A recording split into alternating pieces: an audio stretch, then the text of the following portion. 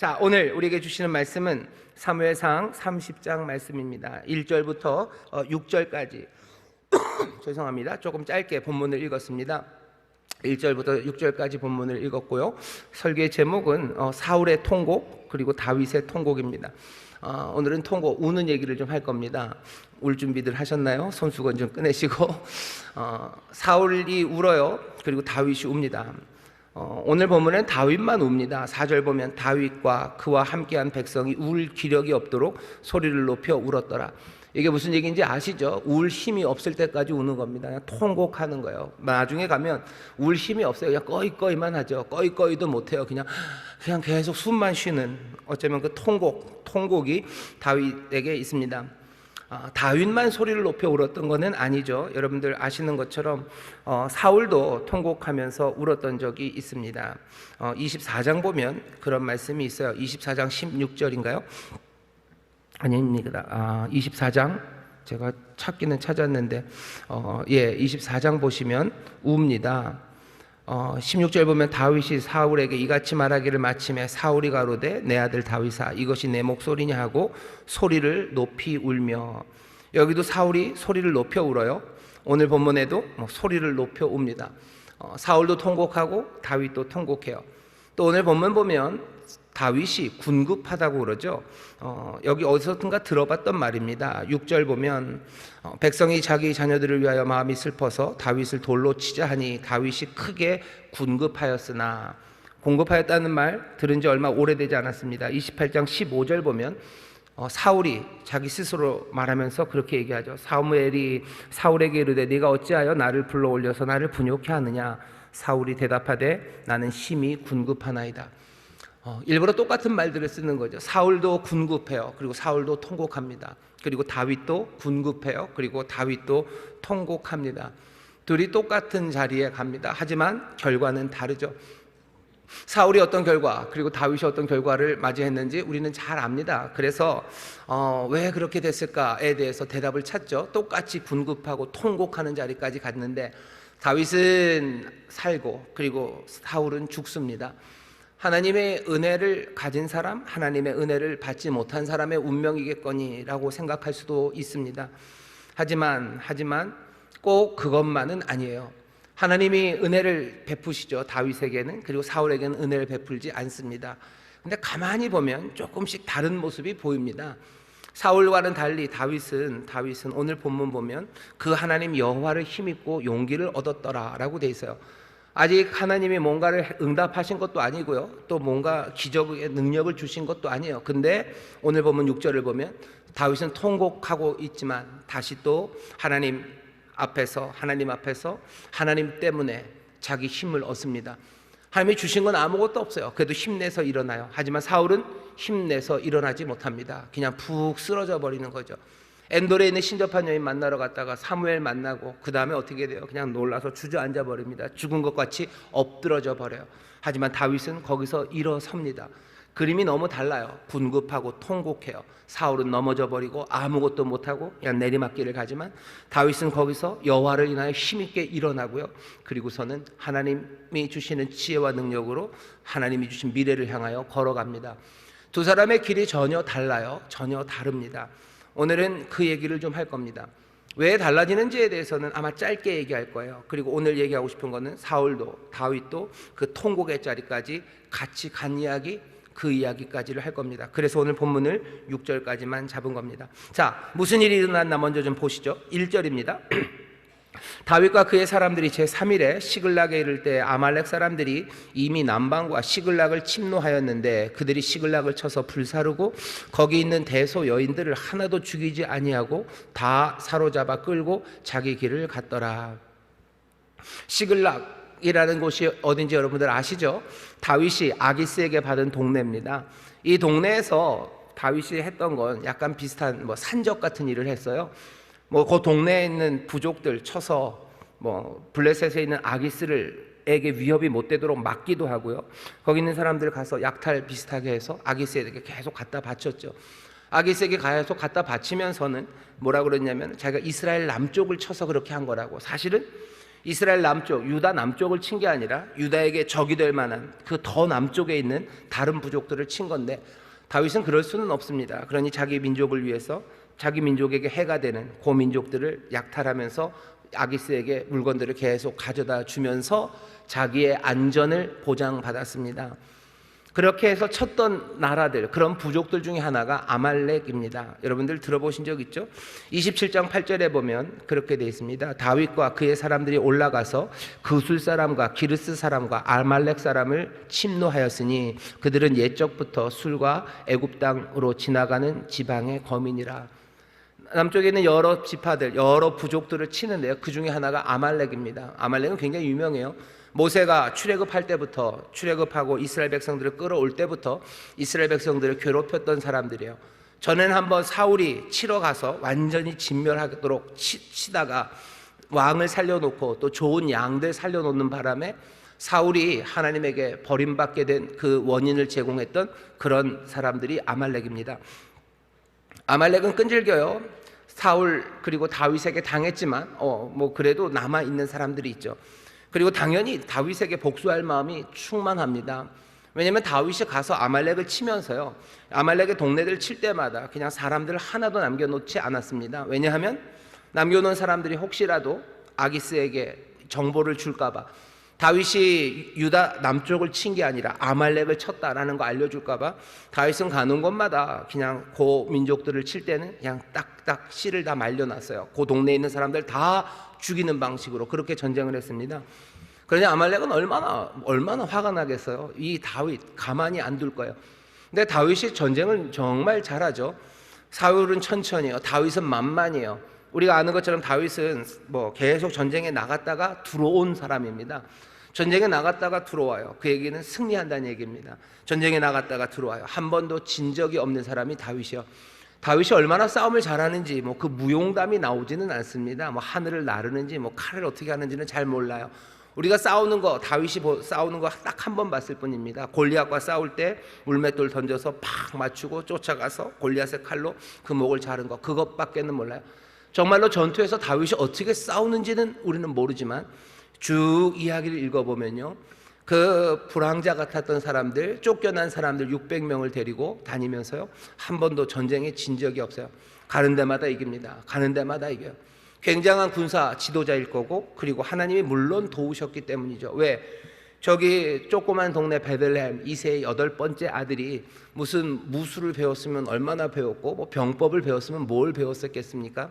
전쟁에 대해서 아는 게 없죠. 그냥 8째 아들 목동이었을 뿐인데도 하나님이 도우심이 분명합니다. 가는 곳마다 이기게 하셨습니다. 아말렉 한 번도 다윗을 이겨본 적 없어요. 그렇다고 해서 그냥 마음에 있는 분노를 아말렉이 가만히 죽이고 있어요? 그럴 수 없죠. 호시탐탐 노리는 거죠. 좋은 시간, 좋은 시간이 언젠지 노리고 있는 겁니다. 그런데 보니까 다윗이 좀 실수를 한 것 같아요. 아기스가 전쟁을 위해서, 이스라엘과의 전쟁을 위해서 온 블레셋을 다 불러 모을 때 다윗이 갑니다. 다윗의 마음이 얼마나 복잡했겠습니까? 가서 이스라엘과 싸울 수도 없고, 그렇다고 안 갈 수도 없고, 가서 싸우는 척하다 어디 숨어 있을까, 무슨 사인이 생기면 내가 언제 칼을 돌릴까, 온갖 생각들이 너무 많았었던 것 같아요. 그래서 그랬는지 아기스가 불러서 전쟁에 나가면서 시글락을 그냥 텅텅 비워놓고 나갔어요. 아무도 싸울 만한 사람을 남기지 않았습니다.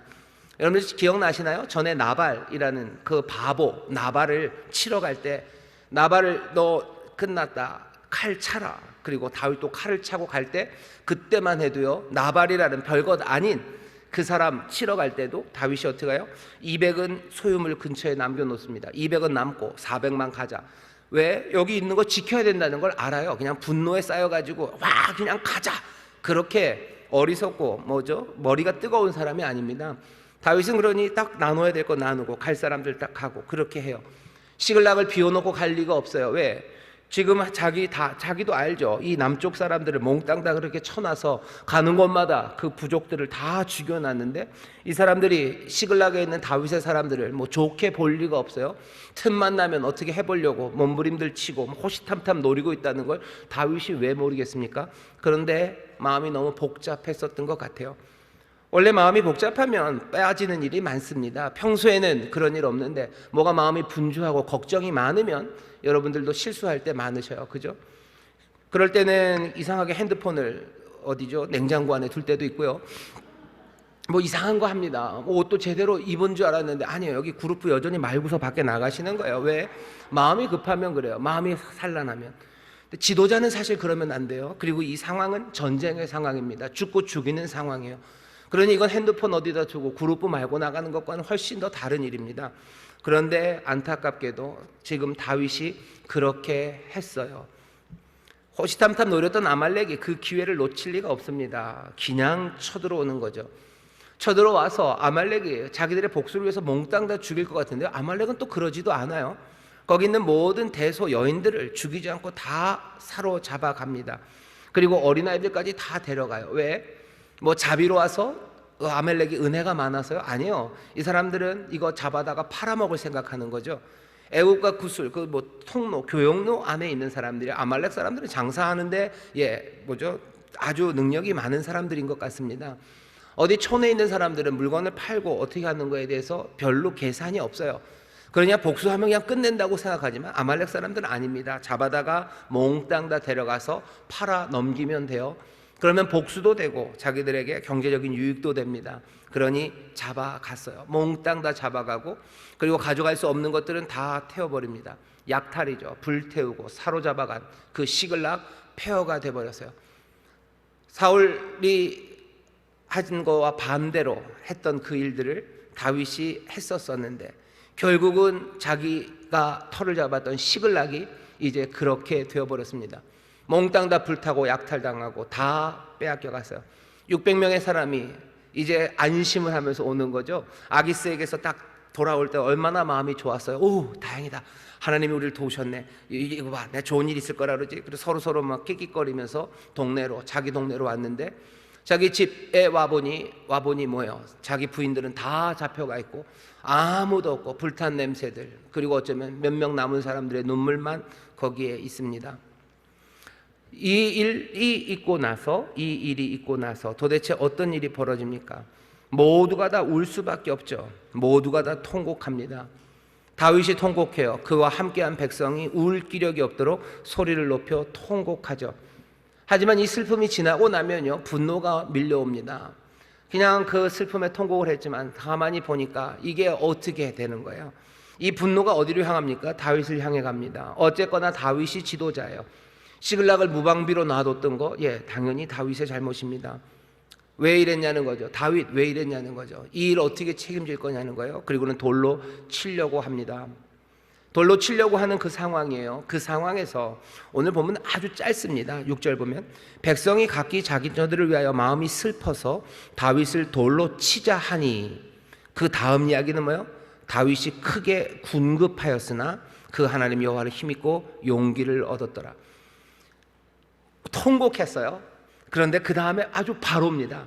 통곡하고 사람들의 분노로 다윗이 위기에 처했지만 다윗은 거기에서 뭐가 머뭇거림이 없어요. 그냥 바로 여호와를 인해서 힘을 얻습니다. 그리고는 일어섭니다. 사울이랑 달라요. 사울은 엔돌에 있는 신접한 여인 찾아가고 누구 찾고 그러다가 그냥 그 앞에서 무너져 쓰러져 내리는데요. 다윗은 아니에요. 다윗 통곡합니다. 울 기력이 없도록 통곡해요. 하지만 다윗은 금방 하나님 앞에 힘입어 일어섭니다. 확실히 다르죠. 도대체 이 일이 어떻게 된 일인지 우리가 좀 더 봐야 합니다. 이 통곡의 의미에 대해서 봐야 돼요. 다윗이 울죠. 그리고 사울이 웁니다. 그냥 다윗은 강철 마음을 가져서요, 이런 일이 있을 때도 아무렇지도 않아요. 다윗은 절대 울지 않아요. 절대 울지 않습니까? 엄마들이 아니면 아빠들이 아이들 가르칠 때 그러죠. 남자는 우는 거 아니다. 남자는 우는 거 아니다. 그래서 남자들이 잘 안 웁니다. 다윗도 그냥 울지 않는 사람이 아니에요. 다윗은 통곡하는 사람입니다. 다윗은 통곡합니다. 오늘 이 통곡에 대해서 좀 보려고 해요. 통곡합니다. 이 멋진 사람이 통곡해요. 사울도 통곡하고 그리고 다윗도 통곡하는데, 이렇게 멋진 사람이 왜 통곡하냐는 거죠. 보셔요. 그렇게 통곡하고 나서 바로 여호와로 힘입어서 일어나잖아요. 이 정도 되면 안 울어야 되는 거 아닙니까? 아니요. 다윗 웁니다. 다윗도 통곡합니다. 사울의 통곡을 보세요. 사울이 24장에서 왜 통곡하죠? 부끄러움입니다. 다윗을 죽이려고 막 그렇게 쫓아다녔어요. 근데 다윗이 자기를 살려준 거죠. 그런데 왜 울어요? 다행이다 하고 가슴을 쓸어내려야 되는 거 아닙니까? 아니요. 사울은 웁니다. 통곡합니다. 왜 통곡했을까? 부끄러움 때문에 통곡했을까요? 자기 힘으로 살려고 애를 썼죠. 내가 왕이 되어서 왕위를 유지하고 싶어요. 근데 하나님은 내가 이제 왕이 아니라고 얘기하고, 사무엘도 이제 내가 왕이 안 된다고 자꾸 얘기를 하셔요. 그러니 어떻게 해요? 내가 알아서 해야 됩니다. 저기 다윗이 기름 부음 받았으면 내가 다윗을 처리하면 될 것 같아요. 내 스스로 힘으로 살려고 내가 무진 애를 쓰는 거죠. 사울이 애를 쓰는 그 과정이요, 멋진 과정이 아니에요. 사울이 왜 모르겠습니까? 여러분들, 사울이 어떤 사람인지 알죠? 하나님 앞에 기도하는 그래도 사람이에요. 뭐가 일이 있으면 하나님께 물으려고 하고요. 어렸을 때 아버지가 뭐라고 나귀 찾아오라 그러면 사흘길을 온 이스라엘을 돌아다니면서 나귀를 찾던 사람이에요. 사울이라는 이름 자체가 샤울, 그래가지고 구하는 사람이에요. 늘 찾고 구했던 그런 사람입니다. 하지만 자기가 뭔가를 이루려는 욕심들, 자기가 뭔가를 소원하는 바, 그 꿈들을 찾아서 끝까지 달려가지만 결국 이룰 수 있는 것들이 아무것도 없다는 것을 깨닫는 순간 사울은 부끄러운 겁니다. 왜냐하면 자기가 왕답지 못했죠. 다윗이라는 이 충성스러운 신하요, 다윗도 항변하지 않습니까? 내가 당신에게 뭘 잘못했냐고, 내가 당신에게 드린 건 나의 충성만 드렸는데 어떻게 이러냐고. 사울도 압니다. 다윗이 자기에게 잘못한 게 아무것도 없어요. 그런데도 그 신하, 충실한 신하를 죽이겠다고 가는 거예요. 아무 이유 없이. 그 얼마나 창피합니까? 왕답지 못한 일이에요. 왕답지 못하지만 뭘 위해서? 내 소원을 위해서. 왕답지 못하지만 내 욕망과 내 꿈을 위해서 그 일을 한 거예요. 왕답지 못했어요. 심지어는 장인 어른답지도 못한 거예요. 하나님의 사람답지도 못했어요. 그리고 또 아버지답지도 못했어요. 자기 아들 요나단이 얼마나 충성스러운 요나단입니까? 그런데 이거 요나단을 향해서 뭐라고 해요? 너 이 배신자라고 막 얘기하는 거야. 너 나를 아니고 너 다윗을 좋아하는 배신자. 그렇게 얘기하는 사울은 요나단을 다 몰라서? 아니죠. 요나단이 얼마나 아버지를 사랑하고 용감하고 그리고 또 이스라엘의 정말로 영웅 같은 아들인 것 압니다. 사울이 알아요. 그래도 자기의 왕위라는 것을 놓치지 않기 위해서요, 자기 아들에게 몹쓸 말 하는 거야. 그냥 너는 제 편이고 너 나가 죽어라, 막 이런 식으로 얘기하는 거죠. 아버지답지 못한 말, 그 말 왜 했어요? 내 욕망을 이루기 위해서 했어요. 하지만 이제 보니 뭐예요? 내가 사울이 다윗을 이길 거라고 생각하고 쫓아갔는데 결국은 이기지 못하는 거예요. 다윗이 나를 죽이는 그 상황까지 모든 힘을 내가 다 가지고 있을 거라고 생각했는데 그거 아니라는 거 알게 되는 거죠. 그러면 어떻게 해요? 부끄러운 거예요. 내가 왕답지도 못하고 아버지답지도 못하고 하나님의 사람답지도 못하고 하나의 인간으로서도 하지 못할 일들 한 겁니다. 실패한 자신의 모습, 그 모습에 통곡합니다. 부끄러워서 우는 거예요. 그런데 다윗은 왜 웁니까? 다윗은 왜 울어요? 다윗도 사울의 통곡과 비슷합니다. 다를 바가 없어요. 갑자기 너무 큰일을 당해서 깜짝 놀라서 그 아픔 때문에 울어요? 아니요, 아픔 때문에 사람들 잘 통곡하지 않습니다. 여러분들 갑자기 큰일 당하면요, 그냥 사람이 멍해지긴 하지만요, 통곡하지 않아요. 가만히 생각해 보세요. 많이 얻어맞으면 아프면 울 것 같으세요? 아니에요. 고등학생만 돼도 아파도 안 웁니다. 무슨 학생 주임이 몽둥이로 막 100대는 너무 아프다, 한 10대씩 때려도 안 울어요. 안 웁니다. 그거 아프다고 울어요? 아프면 우시는군요. 아프다고 울지 않아요. 억울해서 우는 거예요. 억울해서 울죠. 억울하면 웁니다. 아이들도 그래요. 아이들도 억울해서 울어요. 다윗 통곡합니다. 사울과 다를 바가 없어요. 자책하는 거죠. 그리고 자기에 대한 부끄러움이죠. 그게 울게 하는 거예요. 왜? 다윗도 알아요. 사울만 이상하게 했던 거 아니에요. 자기도 그래요. 동굴에서 사람들이 다 사울 찾습니다. 죽이자 할 때 우리가 조금 봤죠. 다윗 살짝 흔들렸어요. 그러니까 거기에 가죠.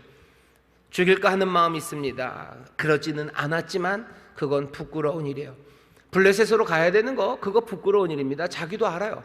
살겠다고 어떻게 블레셋으로 갑니까? 그거 부끄러운 일 아닙니까? 어떻게 적에게 몸을 맡깁니까? 부끄러운 일이에요. 처음 갔을 때는 그 블레셋이 자기를 알아보는 것 알고 어떻게 했어요? 미친 척하고 침 질질 흘리면서 겨우겨우 도망쳤어요. 그거 부끄러운 일 아닙니까?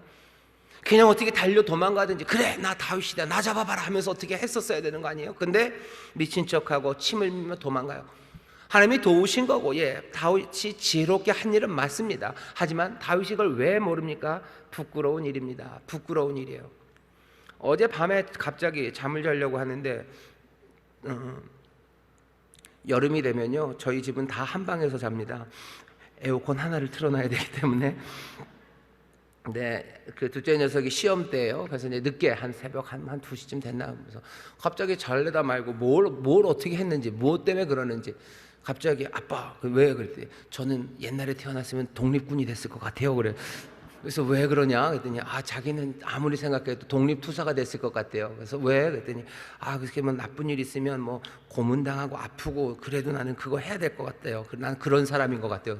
그래서 그래 알았다, 그냥 그러고서 빨리 자라 그랬는데, 뭐 고문당하고 뭐 이럴 때 그냥 당당하게 죽을 수 있어요. 근데 다윗은 안 그랬습니다. 아기새에게 매달리는 거죠. 아기새에게 가서 잘 보이려고 하고, 시글락으로 가고, 시글락에서도 자기의 안전, 자기 혼자만의 안전은 아니에요. 함께한 사람들 지켜내야 되죠. 함께한 사람들 지켜내기 위해서 뭐 한 거예요? 아기새에게 아부한 거죠. 좋은 것 갖다가 아기새한테 바치고, 그죠? 이스라엘의 원수입니다. 이스라엘의 적이에요. 거기 갖다 바치고, 그거 하려고 뭐 하는 거죠? 이 유다의 적들이라고는 하지만 그냥 엄한 사람들 쫓아가서 그 사람들 거 뺏고 죽이고 그거 갖다 바치고 산적질한 거예요. 그러면서도 또 거짓말 해야 되는 겁니다. 다윗이 자기가 알아요. 내가 멋있게 정말로 내 신념 내지는 정말로 훌륭한 삶, 그렇게 왜 살고 싶지 않아요? 그런데 멋있게 살지 못한 것 아는데 내 삶을 지키고 나와 함께한 사람 지키기 위해서 그렇게 타협하며 여기까지 왔는데 뭐요? 결국 이거냐 하는 거죠. 그냥 내가 처음서부터 까짓 거 확 이러다가 그랬으면 통곡할 일 없어요. 그래, 인생은 그런 거고, 내가 멋지게 살다 멋지게 가는 거 통곡할 일 없죠. 그런데 멋지게 못 살았다는 걸 압니다. 알아요. 내가 그렇게 머리 조아리며 산 거예요. 내가 길거리에서 무슨 장사를 해도요, 아주 그냥 멋지게, 뭐 이상한 말 하는 사람은 사지 말라고 얘기하고, 뭐 굶어도 난 좋다, 그렇게 살지 못했어요. 왜? 나 혼자 굶는 것뿐만 아니라 내 자녀들 학교 가야 되기 때문에 그래요. 그러니 말도 안 되는 손님 앞에서요, 내가 비굴하게 한 거예요. 저 사람 잘못한 거예요. 그래도 내가 잘못했다고 뭐 그렇게 얘기하고 그러고도 살았어요. 그렇게 자리 지킨 겁니다. 그런데 어느 날 와보니 그 모든 것들이 다 사라져 버린 거예요. 결국 이렇게 됐냐는 거죠. 결국 이거냐. 다윗 지금 보셔요. 결국 그렇게 거짓말하고 어떻게 아슬아슬하게 피해 나오고, 그렇게 모진 곳에서도 당당하지는 못했지만 그래도 살려고 몸부림치고 여기까지 왔는데, 어떻게 하면 좀 괜찮아질까 하면서 여기까지 왔는데 결국 내 삶에 가져다 준 게 이거냐 하는 거죠. 그러니 통곡하게 되는 겁니다. 통곡하는 거예요. 다윗이 통곡합니다. 사람들은 그럴 때 울죠. 그런데 베드로도 비슷합니다. 베드로가 또 울어요. 유명한 울음입니다. 닭이 울기 전에 너 나 3번 배반할 거다. 예수님 그 얘기에 베드로가 아니라고, 그럴 리가 없다고, 다 떠나도 나는 아니라고. 그러고는 쫓아갑니다. 장담했어요. 그런데 정말로 3번 부인하는 그때 닭이 웁니다. 베드로는 어떻게 해요? 밖으로 나가요. 밖으로 나가서 통곡합니다. 왜 울어요? 얻어맞아서 우는 거 아니죠. 왜 울입니까? 부끄러움 때문이에요. 이게 인생이 부끄러운 거예요. 내 삶이 부끄러운 거예요.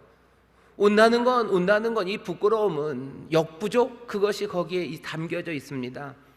내 삶이라는 게, 그리고 내 능력이라는 게, 그리고 나 자체라는 게 역부족이에요. 내가 너무 부족한 거예요. 베드로 압니다. 내가 너무 부족해요. 난 용기가 있는 줄 알았는데 아니에요. 나는 그냥 이 정도 인간인 거예요. 나는 요거밖에 못하는 사람인 거예요. 역부족이죠. 내가 가진 것 부족하고 내가 가진 능력, 힘 없어요. 내 부족함, 그 부족함 때문만도 아닙니다. 내 부족함에 더해서 내 뜻, 내 소원, 난 그것을 위해서 모든 힘을 다 썼는데 그 뜻대로 되지 않아요. 그 뜻대로 되지 않는 것이 억울한 거예요. 부족한 나머지, 부족한 가운데도 뭔가를 해보려고 내 소원과 꿈들, 좋은 뜻이겠죠. 내 가족들을 지키는 일, 그리고 내 삶을 좀 더 멋지게 만들려고 애를 써왔는데 그렇게 되지 않습니다. 부족하나마 애 써봤는데 그렇게 되지 않으니 억울한 거예요. 그냥 부족해도 그냥 부족한 대로 대충 살란 사람, 그런 사람도 억울하지 않아요? 하지만 베드로 통곡할 수밖에 없습니다. 근데 이 억울함은요, 자기 자신을 향해서만 가지 않아요. 특별히 믿음의 사람들은 이 억울함이 누굴 향합니까? 하나님을 향해요. 통곡하기 시작할 때는요, 하나님 생각납니다. 이 억울함에는 내 실력, 내 힘이 없다는 것, 그것에 대한 억울함만은 아니에요. 당연히 하나님이 나를 도와주셨어야 되는데 나를 이 지경에 두셨어요. 나를 이 지경까지 이르게 하신 그 하나님, 그 하나님에 대한 억울함이 솟아오르는 겁니다. 아마 그래서 그런 건지 예수 믿는 사람들이 통곡할 때는 꼭 이상하게 자기 가슴을 한번 보고 하늘을 한번 봐 하고 우시죠. 하늘을 보고 웁니다. 하늘을 향해서 억울하며 내 인생에 대한 억울함과 그리고 부끄러움이 거기 있습니다. 하나님을 향해서 억울해요. 일이 이렇게 두지는 마셨어야죠. 이렇게 될 때까지 두지는 마셨어야죠. 얼마나 내가 기도했는데, 이런 처지에 놓이면 안 된다고 얼마나 기도했는데, 요렇게 저렇게만 좀 해결해 주시면 이 상황까지 안 올 거라고 얼마나 내가 기도했는데, 게다가 다른 사람들 다 내가 예수 믿는 거 아는데, 하나님 믿는 거 아는데 이런 꼴 보일 수 없다는 거 내가 얼마나 말씀드렸는데 어디까지, 여기까지 가져다 놓으신 거예요. 사람들 통곡합니다. 믿는 사람들은 모두 다 이런 기도합니다. 베드로도 다윗도 그리고 우리도 그런 기도를 하죠. 그런데 뜻밖에도 하나님이 응답하지 않으셔요. 그러니 통곡합니다. 통곡해요. 기도하면 응답하시죠. 구한 것에 더 넘치도록 주시기도 합니다. 기도하면 병 나요. 그리고 또 잃었던 것들 찾게 하셔요. 직장도 주시고, 또 내 자녀들 위해서 기도하면 이 녀석 공부도 하나도 안 했는데 좋은 대학도 가게 하셔요. 하지만 그게 전부는 아닙니다. 하나님이 더 이상 응답하시지 않는 단계, 그 통곡의 단계로 인도해 가셔요. 오늘 여러분들에게 전하고 싶은 이야기는 그 이야기입니다. 기도하셔요. 하나님이 응답하십니다. 분명히 응답하셔. 구하는 것에 넘치도록 주시는 하나님이에요. 하지만 동시에 성경 그리고 우리의 신앙 모든 것들이 증거하는 바는요, 하나님이 더 이상 응답하지 않는 단계, 그리로 인도해 가셔. 모두가 다 그리로 갈 겁니다. 모두가 다 그리로 갈 거예요. 이 사실은 우리를 놀라게 하지만 피할 수 없고요. 그래서 오늘 여러분들이 분명히 들어야 됩니다. 하나님이 응답하지 않는 자리에 가도 우리가 포기하지 않죠. 간절하고 진실하게 기도합니다. 하지만 하나님이 그때도 응답하지 않으셔요. 그때도 응답하지 않으십니다. 왜 이런 일이 일어납니까? 그리고 도대체 이 일의 의미는 무엇입니까? 두 가지 말씀드리고 싶어요. 하나, 첫 번째 먼저 확인해야 될 건요, 우리 믿는 사람의 삶 속에서 이 일은 모두가 다 경험하는 일입니다. 모두가 다 통곡의 자리, 그 자리까지 가게 될 겁니다. 어디 자리냐면, 그렇게 통곡하다 보면 이게 하나님 맞은가? 내가 믿는 하나님 정말 좋으신 하나님인가? 하나님을 의심하는 자리까지 가게 되는 아주 혹독한 경험이에요. 진리의 성령이 우리를 광야로 이끌어 가시는 것처럼 우리를 그 자리까지 가게 합니다. 대체 내가 뭘 잘못했길래, 내가 뭘 잘못했길래 구원해 놓으시고 하나님의 자녀 삼아 놓으시고 또 응답도 해주시고 나에게 기쁨도 주시더니 이렇게까지 외면하시는지 이해가 되지 않아요. 그런 상황에 가면 이제 자기 자신을 내가 잘못한 게 뭐가 없을까? 돌아봅니다. 내 잘못이 깨달아져요. 그것들 인정하고 그것들 고칩니다. 그리고 구하고 응답을 구하면 주셔야 되는 거잖아요. 근데 안 주셔요. 안 주시는 자리가 있어요. 주실 때 있어요. 하지만 안 주십니다. 그래서 우리를 어디요? 통곡의 자리, 그 자리로 몰고 가셔요. 응답한다고 약속하셨는데, 부르짖어라. 그럼 내가 응답한다고 하셨는데 응답을 안 하셔요. 너 죄 있는 사람들 안 된다. 너와 나 사이에 죄가 있구나. 네 손에 피가 가득하구나. 그래서 내 손에 피를 찾았어요. 그래서 피 다 닦고 회개하고 용서를 구하고 그리고 갑니다. 그런데도 응답하지 않으셔요. 정말 그렇습니까? 정말 그렇습니다. 이게 경험적으로 그래요. 영혼의 깊은 밤이라고요. 영혼의 밤이라는 그냥 이름이 있어요. 수많은 소위 말하는 영성가들 내지는 기도만 하셨던 분들, 웨슬리, 모든 사람들이 얘기합니다. 신앙의 그 단계들, 우리가 믿기 시작해서 점점 더 신앙이 깊어가는 한중간에는 어떤 사람도 예외 없이 이 영혼의 깊은 밤에 관한 이야기를 해요. 정말 아무것도 안 하고 기도만 하는 사람들, 죄 지을 기회도 별로 없는 사람들, 그냥 수도원에서 기도만 하고 하나님 말씀 읽고 거기서 성실하게 해야 될 일을 감당하는 그 사람들도 여기 있는 이 영혼의 깊은 밤, 이 밤을 맞이합니다. 한번 책 찾아보세요. 모든 사람들이 그렇게 얘기해요. 그러면 우리의 경험이 그런 거 아닙니까? 아니요, 우리의 경험만 그렇게 얘기하는 것도 아니고요. 성경에도 그 증언이 있습니다. 시편 88편입니다. 시편 88편을 제가 읽어볼게요. 1절부터 5절까지입니다. 여호와 내 구원의 하나님이여, 내가 주야로 주의 앞에 부르짖었사오니 나의 기도로 주의 앞에 달하게 하시며 주의 귀를 나의 부르짖음에 기울이소서. 대저 나의 영혼에 곤란이 가득하며 나의 생명은 음부에 가까웠사오니 나는 무덤에 내려가는 자와 함께 인정되고 힘이 없는 사람 같으며 사망자 중에 던지운 바 되었으며 살육을 당하여 무덤에 누운 자 같으나이다. 주께서 저희를 다시 기억하지 아니하시니 저희는 주의 손에서 끊어진 자니이다. 무슨 얘기하는 거예요? 내가 구했어요, 기도했어요. 하지만 이제는 죽은 것 같아요. 기도하고 부르짖을 때 하나님이 응답하실 때도 있었어요. 그래서 힘도 나고 응답으로 감사하고 찬송하며 그렇게 나갔었어요. 근데 이제는 아니에요. 이제는 내가 죽은 것 같고 죽을 것 같습니다. 왜? 하나님이 철저히 외면했기 때문이에요. 이제는 아무 도움이 없어요. 망하고 잊혀진 사람 같습니다. 3절에 그러죠. 나의 영혼에 곤란이 가득해요. 나의 생명이 음부에 가까웠어요. 5절 보면 4절입니다. 나는 무덤에 내려가는 자 같아요. 5절 보면 아예 사망 중에 던지운 바 되었어요. 내가 이제 이렇게 되었다고 얘기합니다. 88편 9절에 보면 뭐라고 얘기해요? 곤란으로 인하여 내 눈이 쇠하였나이다. 여호와여, 내가 매일 주께 부르며 주를 향하여 나의 손을 들었나이다. 내가 신실하게 늘 하나님 앞에 기도했어요. 늘 기도하고 구했어요. 근데 이제 나는 죽게 된 것 같다는 거죠. 10절서부터 보면요, 완전히 포기합니다. 10절에 이렇게 얘기합니다. 주께서 사망한 자에게 기사를 보이시겠나이까? 유혼이 일어나 주를 찬송하리까? 사망한 자에게 기사를, 놀라운 응답으로 기적을 베풀어 봐야 뭔 소용이 있겠나는 거예요. 이제는 끝났어요. 왜? 난 죽었기 때문이에요. 내가 이제 죽고 끝났는데 이제 다 끝인데 나에게 뭘 이제 해주신다고 해서 내가 일어나서 주님을 찬송하겠습니까? 너무 늦으셨어요. 11절입니다. 주의 인자하심을 무덤에서, 주의 성실하심을 멸망 중에서 선포할 수 있으리까? 이제 다 죽었는데 뭐가 이제 더 있겠어요? 아무것도 없어요. 흑암 중에서 주의 기사와 이즘의 땅에서 주의 의를 알 수 있으리까? 무슨 얘기입니까? 그냥 막 악을 쓰는 거죠. 나는 죽었어요. 이제 찾아오셔도 늦었어요. 하나님, 버스는 떠난 거예요. 진작 오셨어야 됐어요. 진작 응답하셨어야 됐어요. 이제 어떡하자는 거냐는 거죠. 조금 젊었을 때 응답해 주셨어야죠. 방 한 칸이라도 남아 있을 때 뭘 해 주셨어야죠. 내가 걸을 수라도 있을 때 뭘 치료해 주셨어야죠. 이제 와서 뭘 어떻게 하시겠냐는 거예요. 다 잃어버린 지금 뭘 어떻게 하시겠냐는 거예요. 내가 그래도 자식이라도 있어야 뭘 비벼볼 텐데 내 자식 다 떠나가게 하시고 이제 뭘 어떻게 하시겠냐고. 내 건강 한 줌이라도 남아있을 때 응답하셔야 되는데 이제 끝난 거 아니냐고. 이젠 됐다고. 나는 이제 죽은 것 같은 사람이라고 하나님 향해서 악을 씁니다. 여기가 마지막이냐? 여러분 시편을 보면 그러지 않아요? 늘 약간 패턴이 이렇죠. 내가 환난과 어려운 가운데 낙담해요. 죽을 만큼 낙담해요. 이제 죽는구나 라고 했을 때, 그러나 내가 그때 하나님을 찾으면 하나님이 응답하셨어요. 그러니 할렐루야, 내 영혼이 주를 찬송하고 모든 사람들아 여호와를 높이세, 이렇게 끝나야 되는 게 시편입니다.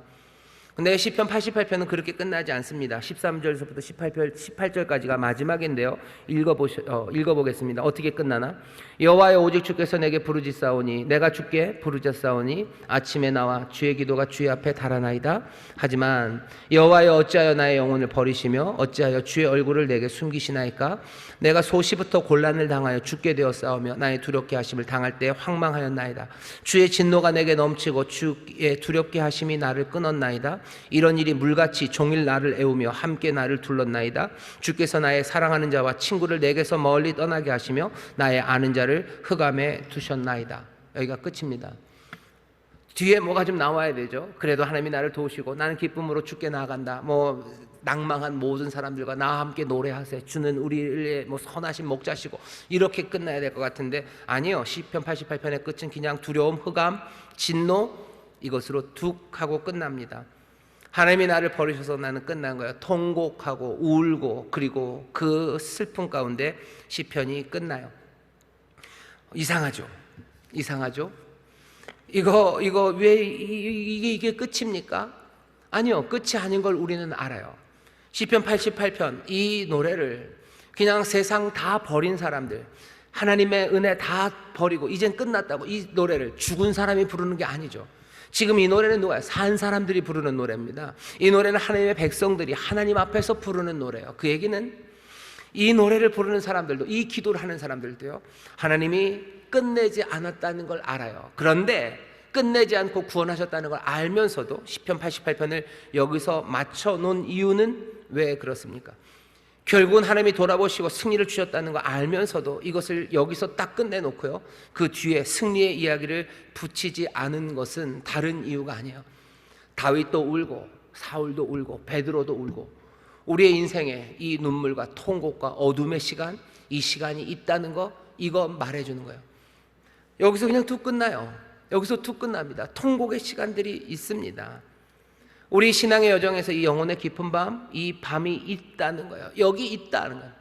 여기 다윗이 운다, 여기 사울이 운다, 여기 베드로가 운다, 여기 웨슬리가 울고, 여기 아빌라의 테레사가 울고, 모든 신앙의 사람들이 통곡하는 자리, 아무리 기도하고 구해도 아무것도 응답이 없는 그 영혼의 깊은 밤들, 하나님의 얼굴을 돌리신 시간들, 떠난 것 같은 그 시간들, 그 시간들이 반드시 온다, 있다라고 우리에게 얘기해 주는 거예요. 사랑하는 성도 여러분들, 기도할 때 하나님이 응답 주실 때 있어요. 하나님이 기쁨 주시고 응답 주시고 넘치게 주십니다. 그 안에서 즐거워하고 기뻐하고 하나님을 찬송하셔요. 하나님이 그렇게 복을 주셔요. 하지만 우리의 신앙의 한 중간에 반드시입니다. 반드시 이 통곡의 시간을, 이 깊은 밤의 시간을 우리에게 주십니다. 왜 도대체 그러십니까? 이 깊은 밤의 시간을 우리는 알아요. 예수님도 겟세마네에서 기도하실 때 하나님 앞에 기도하죠. 하나님의 아들이 얼만큼이나 기도해요?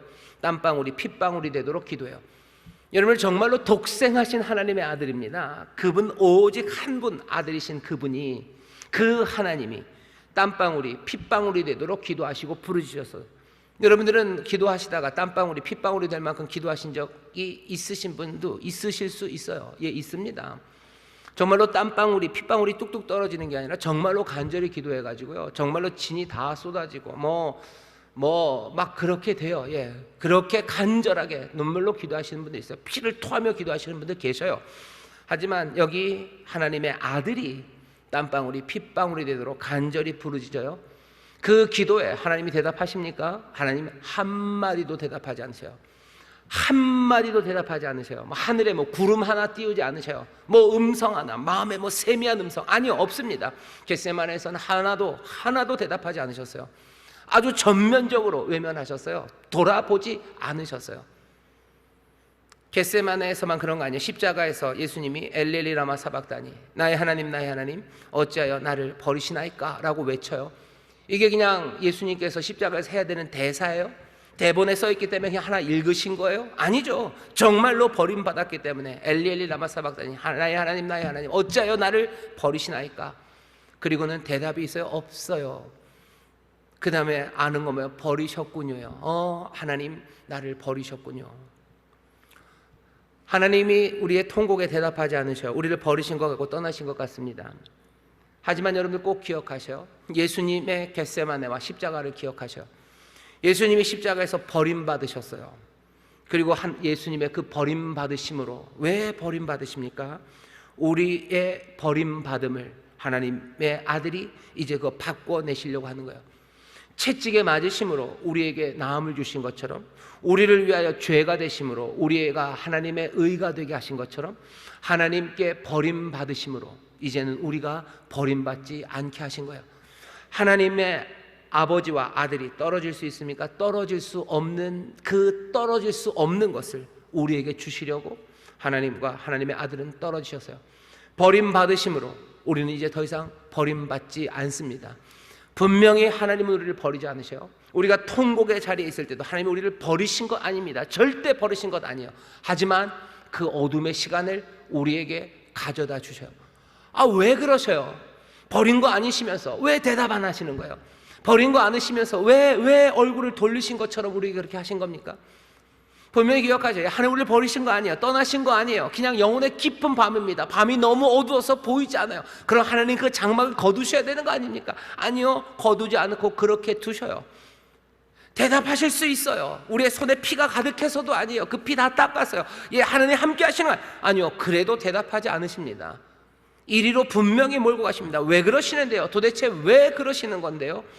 하나님은 그냥 고약하셔요? 성격이 고약하셔서 변덕스러우셔서 그냥 우리 골탕 먹이시려고 그러시는 거예요? 그럴 리가요. 그럴 리가요. 하나님은 성실하신 인자요, 사랑이 변함이 없으셔요. 우리를 향해서 얼굴 돌리시고 대답하지 않는 그 영혼의 깊은 밤에 우리를 이끌어 가실 때도, 성령님이 우리를 그리로 이끌어 가심이 분명합니다. 광야로 이끌어 가시듯 우리를 그리로 이끌어 가실 때도 우리를 향한 고약함이 아니라 그 귀하신 은혜와 사랑으로 이끌어 가신 거예요. 그럼 도대체 왜 거기서 뭐가 거기에 하나님의 사랑과 은혜가 있는지 물어봐야 됩니다. 왜 그러셔요? 시편 하나를 더 읽겠습니다. 시편 42편 1절부터 5절 보면, 여기에만 있는 건 아니에요. 성경 전체에 나오는 거지만 시편 42편 1절부터 5절까지를 제가 읽겠습니다. 하나님이여, 사람이 시냇물을 찾기에 갈급한 같이 내 영혼이 주를 찾기에 갈급하나이다. 내 영혼이 하나님 곧 생존하시는 하나님을 갈망하나니 내가 어느 때에 나가서 하나님 앞에 배울고, 사람들이 종일 나더러 하는 말이 내 하나님이 어디 있느냐 하니 내 눈물이 주야로 내 음식이 되었도다. 울지요.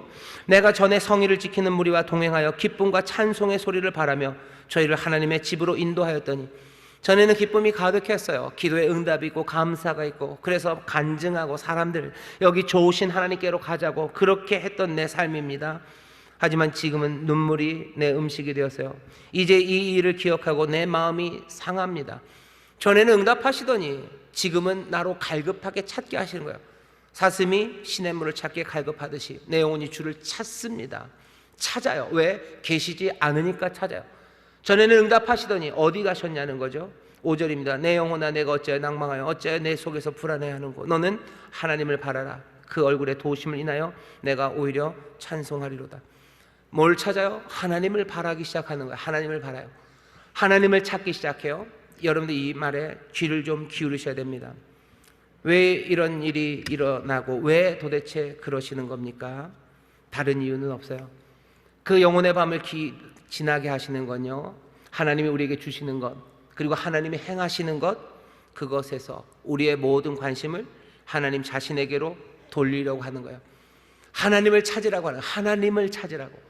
하나님이 주시는 응답들, 하나님이 행하시는 역사들, 그것 말고 하나님 자신, 하나님을 찾게 하기 위해서 이 일을 하십니다.